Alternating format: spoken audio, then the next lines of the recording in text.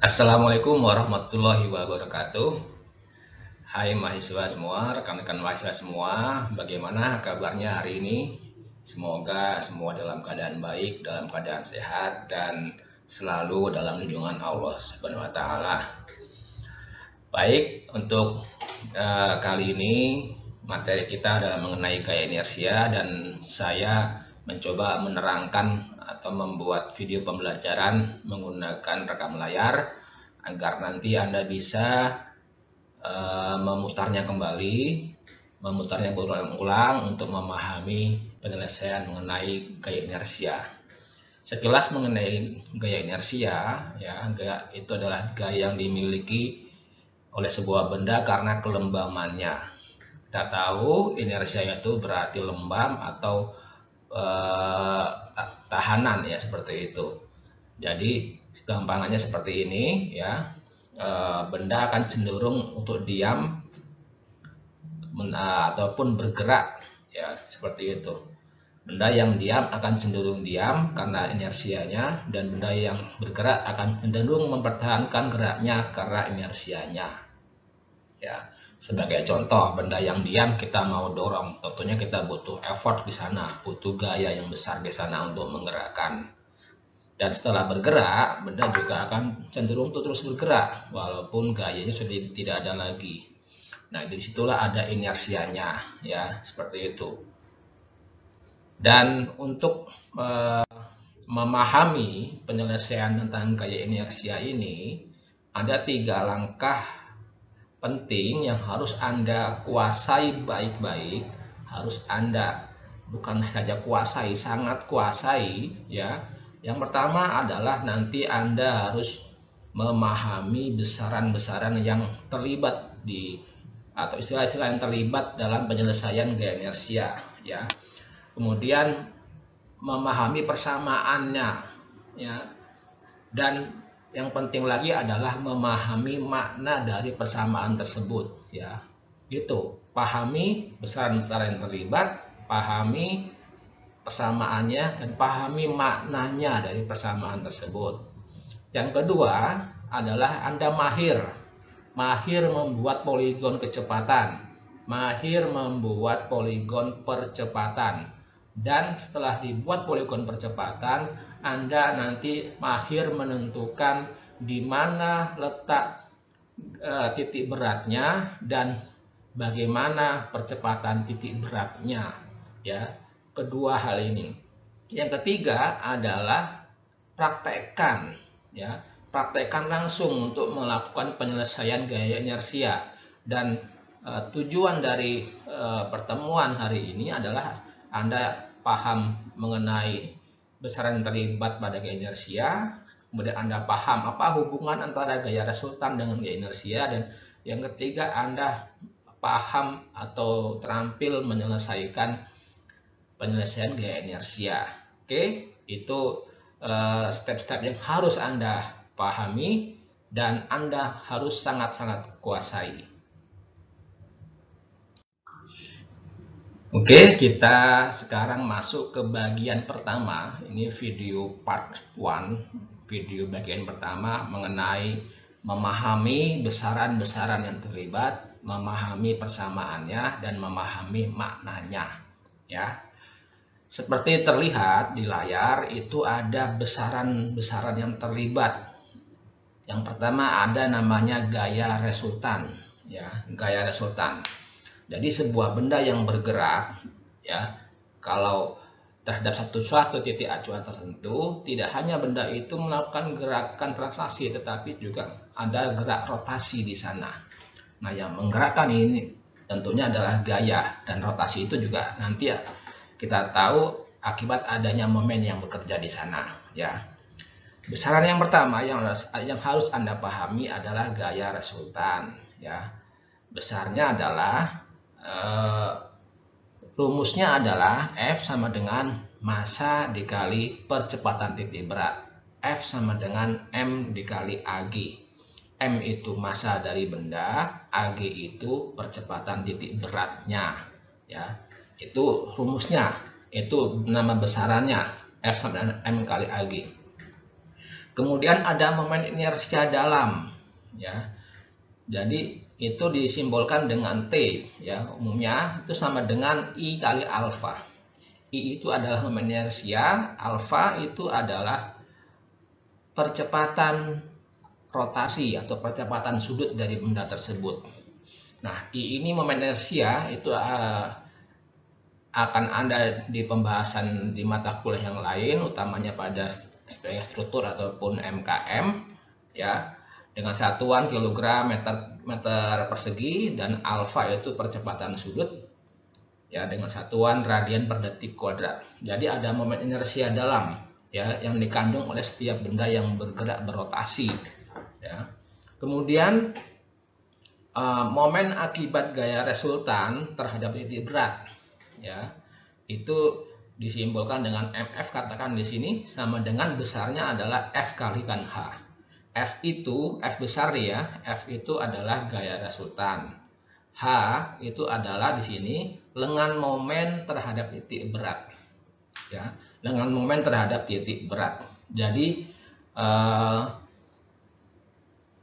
itulah besaran-besaran yang terlibat di dalam penyelesaian inersia. Ada gaya resultan, ada momen inersia dalam, kemudian ada momen akibat gaya resultan, dan ada juga lengan momen terhadap titik berat, ya.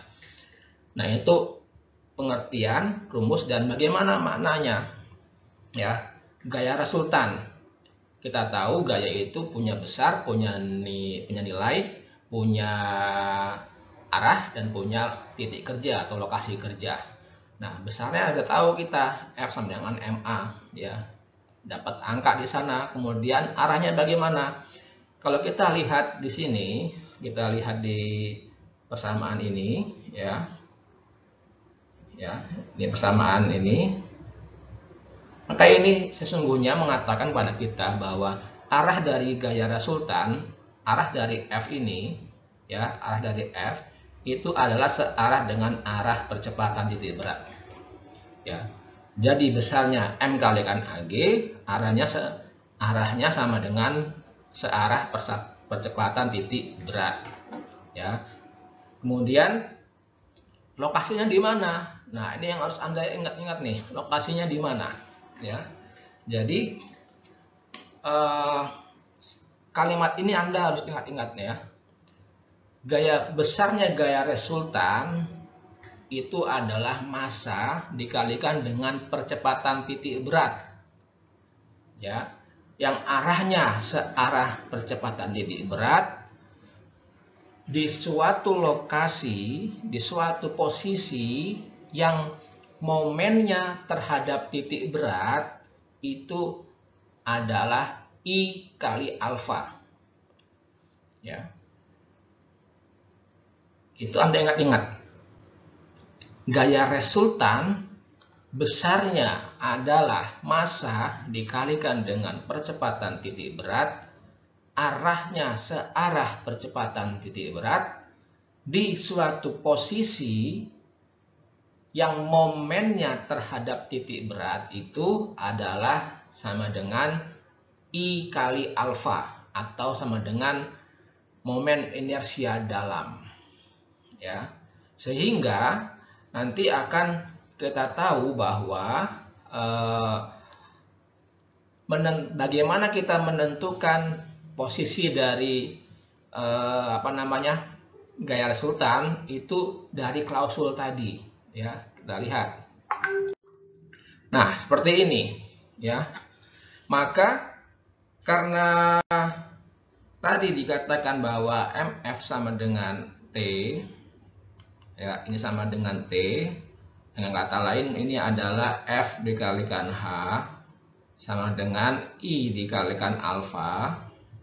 Maka besarnya lengan momen ini adalah I dikalikan alfa dibagi F. F itu adalah massa dikalikan percepatan titik berat. Maka dari persamaan ini, dari persamaan menentukan posisi atau radius atau lengan dari gaya resultan itu tergantung kepada alfanya di sana, ya. Kemudian tergantung dari massanya. Semakin besar massa dari benda tersebut, maka posisi dari gaya resultan akan semakin dekat, semakin kecil, ya seperti itu. Ya, ini persamaan untuk menentukan besarnya lengan, ya, besarnya lengan momen. Maka dari klausul tadi, masih ingat kan klausulnya, ya, bahwa gaya resultan itu besarnya adalah massa dikalikan percepatan titik berat. Arahnya searah percepatan titik berat. Di suatu posisi yang momennya terhadap titik berat adalah sama dengan I dikali alfa. Ya, seperti itu. Maka kalau kita lihat di gambar, itu ada di sini ada titik berat, ya. Ini ada lokasi titik berat. Kemudian ada H ini masing-masing ada yang di bagian atas, ada yang di bagian bawah, ya. Sama besarnya H dari rumus tadi. Kemudian benda ini berputar, bergerak, berotasi dengan kecepatan alfa dan arahnya adalah berlawanan arah jarum jam. Maka tadi berapa atau di mana posisi dari gaya resultan tadi, ya? Atau ini cara menentukan posisi dari gaya resultan, ya.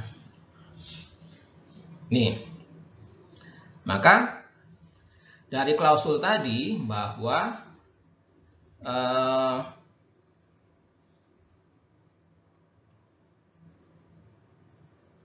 F dikalikan dengan H itu sama dengan momen inersia dalam.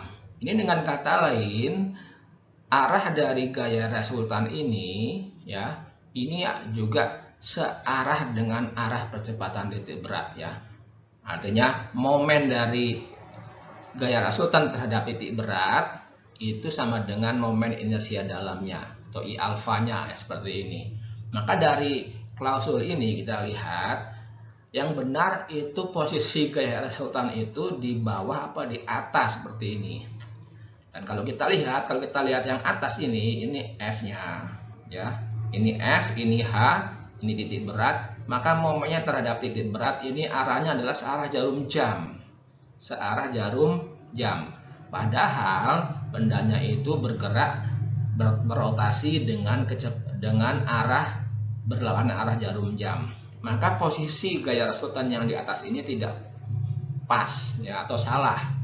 Nah, maka yang di bawah, kita lihat yang di bawah, ya, ini gaya resultannya F-nya, ya, arahnya sesuai dengan arah percepatan titik berat sama arahnya, dan ini lengan momennya terhadap titik berat, maka ini membentuk atau bergerak, ya, berlawanan arah jarum jam, di mana sama dengan arah rotasi dari benda tersebut. Maka gaya resultan pada posisi yang di bawah inilah yang benar, ya, yang benar sesuai dengan klausul ini, ya, seperti itu.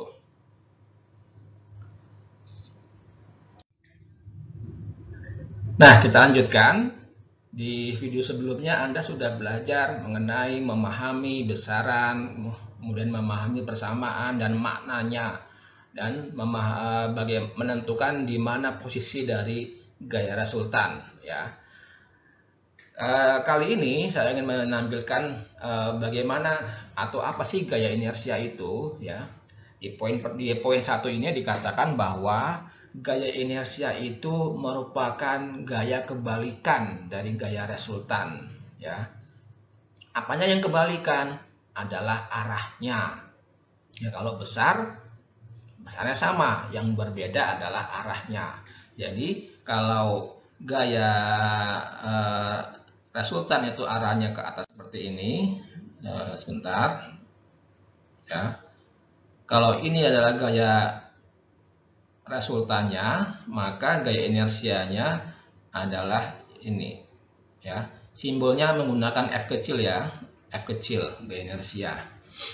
Ya, kalau misalkan gaya inersianya arahnya seperti ini, ya, ini F gaya resultannya, maka gaya inersianya tinggal Anda buat panahnya berlawanan, disimbolkan di sini. Ya, itu mengenai gaya inersia. Nah, untuk gerak translasi, ya, untuk gerak translasi, ini dikatakan untuk gerak translasi bahwa karena percepatan titik beratnya, percepatan sudutnya itu sama dengan 0, maka pada gerak translasi gaya resultan harus melalui titik berat. Nah, contohnya ini yang melakukan gerak translasi pada slider, ya, pada slider. Ini melakukan gerak translasi, ya. Maka gaya resultannya itu melalui titik berat. Ini titik beratnya di sini misalkan, ya. Ini F-nya, ya. Karena alfanya sama dengan 0, ya. Kita ingat lagi kenapa alfa sama dengan 0 itu melalui titik berat, ya ini rumusnya, ya. I kali alfa massa dikali Ag, ya. Karena alfanya 0 maka hanya 0, hanya tidak ada berarti melalui titik beratnya, ya. Gaya inersia sama besar dengan gaya resultan dengan arah berlawanan. Oke, ya. Oke, itu merupakan akhir dari video part 1, part pertama. Semoga silakan Anda putar baik-baik, Anda ulang-ulang sampai Anda paham betul. Oke, see you di video bagian kedua.